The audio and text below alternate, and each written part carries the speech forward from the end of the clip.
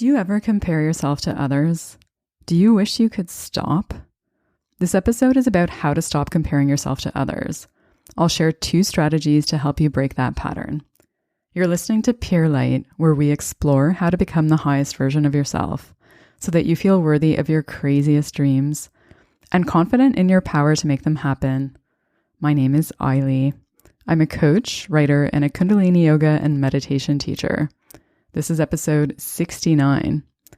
So in one of the first few episodes of this podcast, episode 3, I talked about how comparing yourself to others isn't proof that you're defective, because that's often what it can feel like. It feels like, there's something wrong with you because you just don't measure up. But what it really means when you compare yourself to others is just that your mind is busy. So you may have gotten stuck in your head. And if you have ever done this to yourself, you probably know that the habit of comparing yourself to others doesn't just result in that comparison. It usually ends with some kind of evaluation of your worth, because it's more about the results and the assignment of a relative status. So, are you better or worse off than the other person? And then that often becomes part of the story that we tell ourselves, and that perpetuates how we show up in the world because it's part of our identity or our sense of self. So comparing yourself to others robs you of a lot of things. It takes away your confidence because it makes you doubt yourself. And it's based on the assumption, the underlying assumption, and this is usually unconscious, that you should be like other people, or that you should be where they are on their path, instead of being like you, or being where you are on your path. So when I started my coaching practice, I wanted to have a successful business, as anyone starting a new business would. And everyone around me told me that I needed to use social media in order to make that happen. And I was at an Alt MBA meetup a few years ago. If you've never heard of Alt MBA, it's a program that was created by Seth Godin. It's an online leadership and management course.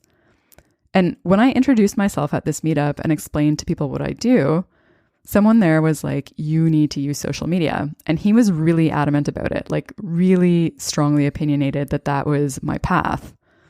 And I was not excited about that. This was something that I had heard before from many people. And it felt like something that I had to do rather than something that I actually wanted to do. And because it was something that I felt like I had to do, and I didn't want to do, it didn't feel good. So I didn't really do much about it. I was just kind of stressed about the idea that I should be on it. So there was a sense of pressure about it. And then when I was actually on social media, I couldn't help but look at the numbers. So I would look at how many followers or likes I had versus how many other people had. And I also knew that that was not healthy. And I knew, based on what I had learned earlier, from my habit of comparing my thighs to other people's thighs, which is what I talked about in that earlier episode, that, the number of followers I had or the number of likes that I had wasn't a reflection of my worth or my ability as a coach.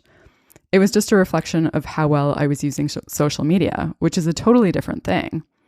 And I knew I wasn't using it well because, like I just said, I wasn't really doing much on it.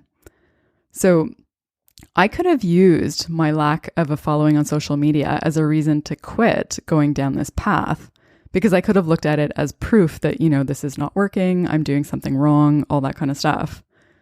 But instead, I decided to give myself permission to use it or not use it. So basically to do whatever felt right. And so other than some automated tweets, I've barely been on social media for the last 6 months. And that hasn't really impacted anything in a negative way. In fact, I think it's given me more space to figure out how I actually want to go about promoting my business in a way that feels good. So I can have a different path than the conventional path, and that's okay. I can be at a different point on my path than other people too, and that's okay.